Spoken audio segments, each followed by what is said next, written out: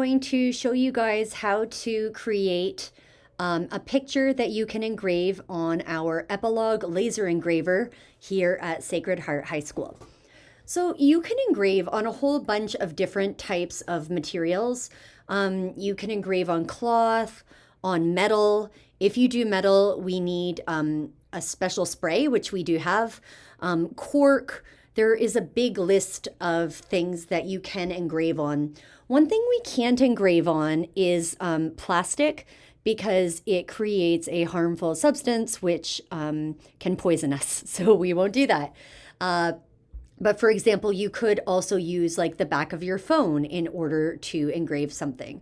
So you might just want to take a look at the materials that you have and what kind of ideas you would like to use for them. We have some blank necklaces that you could do. There's leather. There is a big list of things that you can engrave on, but plastic is the really important one that you have to be careful about, as well as metal needing that special spray. So take a look and see what kind of things you want to do. Once you find something, for example, we have blank coasters. We've got them square and we've got circular ones. You need to measure what you're going to be engraving on. This is extremely important. Whatever the size is of your object has to be the same size as your design, or it might not print the way that you want it to. You can get some mess ups. So you're going to measure your object, whatever size it is, and then you're going to go to Google Drawing. If we all had something like Adobe Illustrator, and I had the time to teach Illustrator to all of you, that would be the most ideal program. However, any PDF can be printed onto an object. You could print a PDF of your homework onto a piece of wood, for example, if you wanted to. So as long as it's a PDF, that's one of the things that is, printable. So if you go to Google Drawings, it's going to open up like this, and you're going to enter the size. So let's say, for example, we are doing these square coasters, and they are 4 inches by 4 inches for what we have. So I'm going to go to File, Page Setup, and I'm going to do, it will probably be on standard. I'll make it custom, 4 by 4 inches. The reason I'm really on about inches, even though we use the imperial system or the metric system, is that the printer only accepts inches. So we're going to stick with inches, 4 by 4, and apply. And you can now see how big this is when you take a look at it. And we'll zoom out a little bit.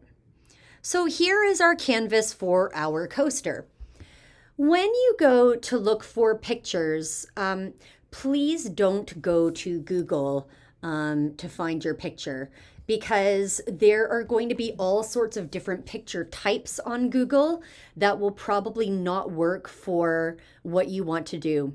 What I recommend is going to a place like PNG Tree and starting from there. So you need to log in before you start. I can just use my Google account. Unfortunately, it's going to only give you 2 pictures that you can use per day.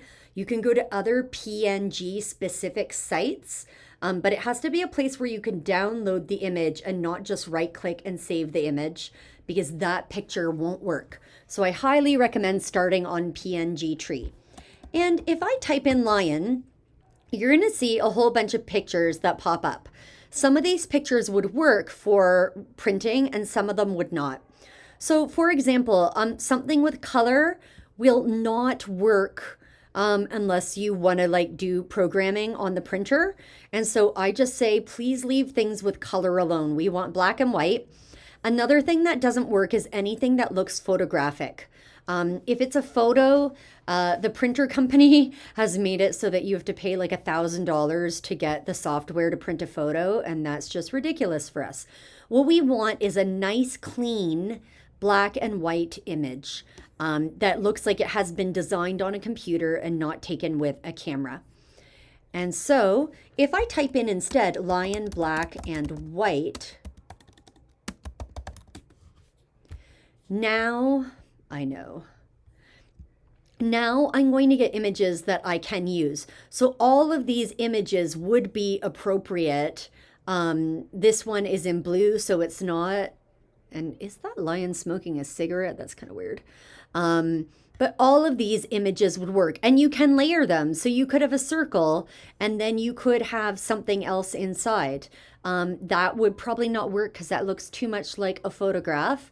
But yeah, you could have a circle and then you could put, say, for example, this inside of it. So if I like what I found, I'm going to download the PNG, and it's going to tell me that I have 2 free downloads and then 1 free download and then no more. And I did already download that one. So I'll go back over here and I'll go to Insert Image, Upload from Computer, and I can add that picture there. And of course, I can move it where I would like. I suggest you leave a little bit of room between the bottom of your image and the bottom of whatever you're going to be printing on, the image size, just so if things do go a little bit wonky, that you've got some room to play with. You can also do things like add text. And you can, of course, change the font to something else. There are some pretty limited fonts right here, but it looks like you can add more fonts by going through and doing some searching there.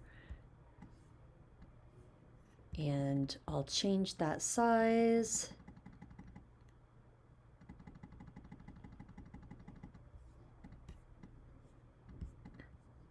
And I can drag that maybe to a different location. There we go.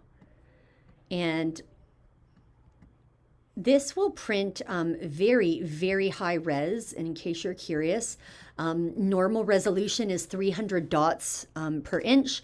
The laser printer will print 600 dots per inch. However, you can see that this is not the best picture. It is a little pixelated. It is not the best quality in the world. It looks like a drawing was kind of uploaded. I'm not really sure what was going on there. So that, it might not print the sharpest. If it's not the sharpest image, it's not going to print the sharpest on your engraving. So that's just something to keep in mind as well as you do this. But say you're like, hey, I like this. This is what I want my coaster to look like. Then you're going to go to File, Download, and download it as a PDF document.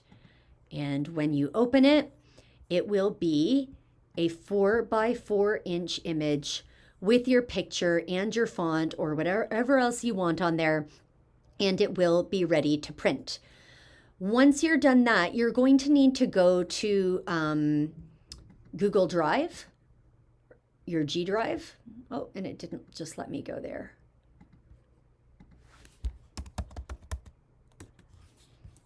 So I'm going to go to New, and I'm going to, actually, it looks like, there it is right there. So that's funny because that's not a PDF, however, and I want it to be PDF. So I am going to have to go to New File Upload, and I'm going to need to go to my download and find where that picture is. And here it is, my PDF. It will not accept a drawing document, so it's only going to accept your the Google document that you just uploaded. And there is my untitled document right there. I'm ready to go. And then I will open this on the computer that I'm going to do the printing from. I will show you guys a new tutorial on how to do the printing after you've done your design.